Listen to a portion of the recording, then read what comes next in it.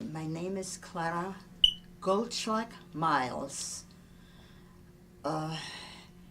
This idea of coming here is very important to me, to confess something that was so deep in me for almost all the time since the liberation.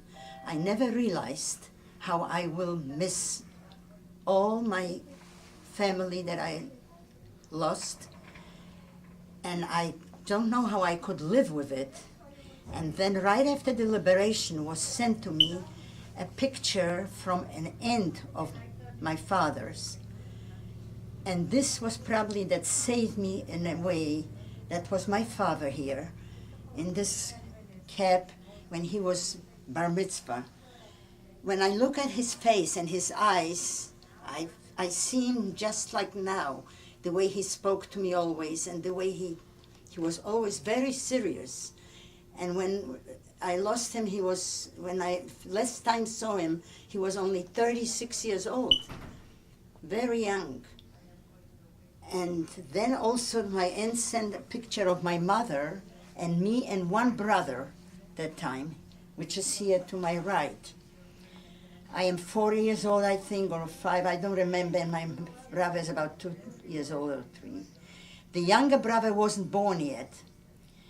The younger brother, only in my memory from trauma, I don't remember how he looked. When he was about 7 years old when the war broke out, 6, 7, 6. But I remember just the color of his eyes, but the whole expression I don't remember at all, and that bothers me till now. I remember my friends from school, the names and the faces, but I don't remember how my brother looked. And this is haunting me like. What keeps me, then it is also a picture of my grandfather, the father of my father, who was a very known rabbi.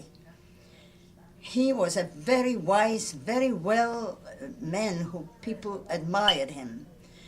And when I saw him during the war, he was with us that time because he left the town not to get through Hitler, not to get killed or whatever, saved.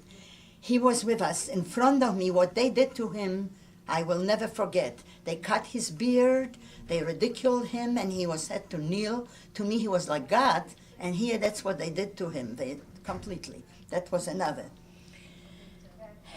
And these are the pictures of, that picture here is my whole family.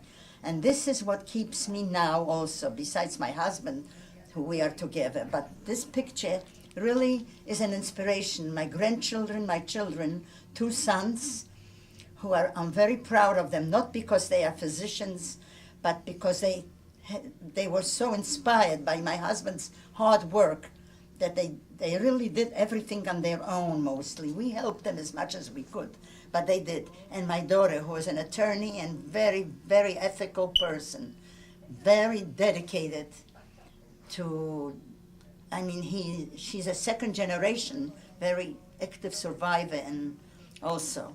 And then I have 3 grandchildren here and 1 grandson, who I'm very proud of, Brandon and Erica, Melissa, and Danielle, my daughter's daughter. These are the grandchildren. And they are very, what else should I say? My 2 sons, Alan and Richard, and then of course the in-laws, that's their husband and wife, which is, I'm so upset I can't even. Wendy is Richard's wife, and Robert Williams is my daughter's husband. And this is the family that keeps me, and what else? And as the longer it takes, the harder it is for me it is amazing that they say time is a healer. That's not, absolutely not true. The longer it is, the harder I take this. All these events now, 9/11, and all this now, the more it goes on in the world, the harder it is for me to handle this. And the more I remember and loss. I almost am a rebel. I became, truthfully, I am very what happened is incredible, how this could not be prevented. And it could be, probably, if Israel would be now. And I'm telling this, and I just want my children to know all this, how I feel. I'm proud of them.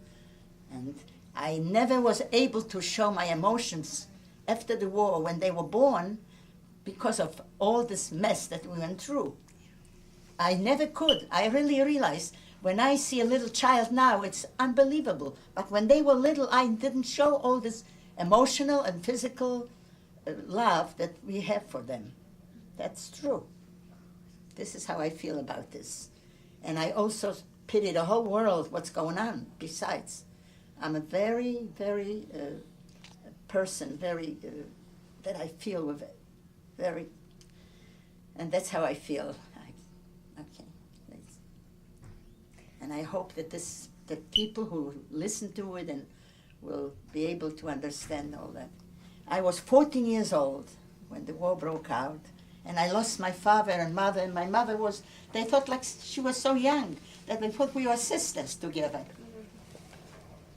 My father 39, he was 36, and my mother was 34. And that's how it was. There were years that I never spoke about this. My children didn't even know. This happened after Spielberg, I think. It started more and more. I don't remember if before it was. And then also my interview with the Shoah. The interviewer was Anita White, who interviewed me. She was this was like a therapy to me because I probably spoke everything out about this. But this generation, this should never happen to no nationality, to no one.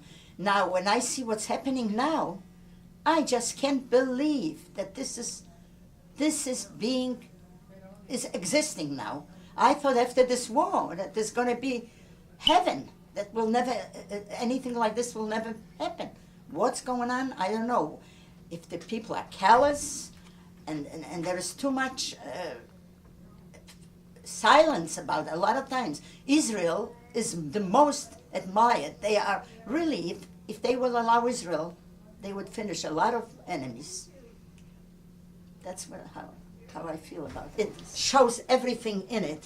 It is not only physically but those pictures, I wouldn't trade it for the world if somebody. And my husband, I cannot speak for him. He was tremendously affected, more than anyone can imagine what happened. Very deeply. No, we met right after the war in Poland. And we married in Germany, and we went on a trip, on a honeymoon to Germany, to United States. Very introduced by the UNRWA as very good citizens. They will be a letter of recommendation as very good citizens. Yeah, that we will be. I volunteered. I worked there in an UNRWA, United Nations Rehabilitation, something. Yeah. That was, and I also spoke a little English because I went to private school in Poland. My parents, I have to add something. My parents were so into educate, and I think that this came into me, that when first of all, I went to private school, we were affluent, and I had English lessons. We boycotted German. Then, in Warsaw, during Hitler's reign, in 1941, they hired a teacher, and I had private lessons while the war was going. I said, I couldn't understand what they had in mind that they gave me English lessons, private lessons, and music. So when we came to this country and moved, when we bought a house, we didn't buy a car, we didn't own anything, but we bought a house that children should be able to live in a good environment. My first furniture was a piano. So they took lessons, piano lessons. I had two sisters. I don't have a picture of them. They were 12 and 14 when we walked into Auschwitz. Never saw them again. Found them in the ghetto. Now, my father and mother. My father was 42. My mother was 40. When they also walked into Auschwitz, never saw them again. I was the only one that got out of there, went through other camps. They took us to Germany, Blechhammer, the Black Forest. They called it the Schwarze Wälder, the Black Forest. They were out to finish us off there in the Black Forest just before the Russians came and they liberated us. I mean, they didn't have enough time, but they threw in grenades and everything was on fire in the woods, in the forest there. I ran during the night from one barrack to the other, everything was on fire. I stepped on bodies. I felt that the bodies were still warm. And it was a horrible time. Started off with the ghetto. In 1939, when they marched into Lodz, our city, and later on, the following year, they separated us from the other population, from the Gentile population, put us into a ghetto. And that's where we were, the ghetto. We were there. Of course, hunger was going on, sickness, people. We started off with 360,000 people and wound up with 70,000.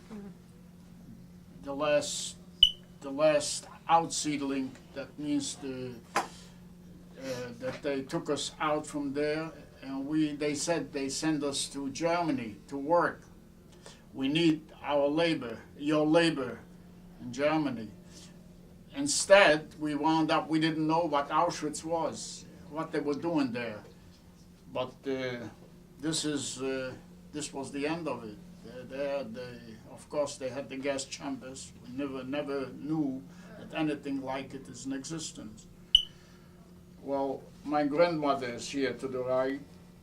All this I found on the floor when I came back after I came back after the liberation. I went right away to our house. And that's all it was in there, was pictures spread on the floor. And I picked them up. My grandmother, my father and me, when I was little. And my two sisters. The pictures, 12 and 14, we had pictures later on taken, but they took them with them. They didn't know where they'll wind up. If they would have left him in the house, I would have him on the floor. So I only have these two pictures when they were infants, little. And this also my father and mother. And of course, what my wife already mentioned about our family. This is my two sons. These are my two sons and my daughter. And here is the rest of the family. It was a horrible experience. Never, I don't wish anybody go through anything like it.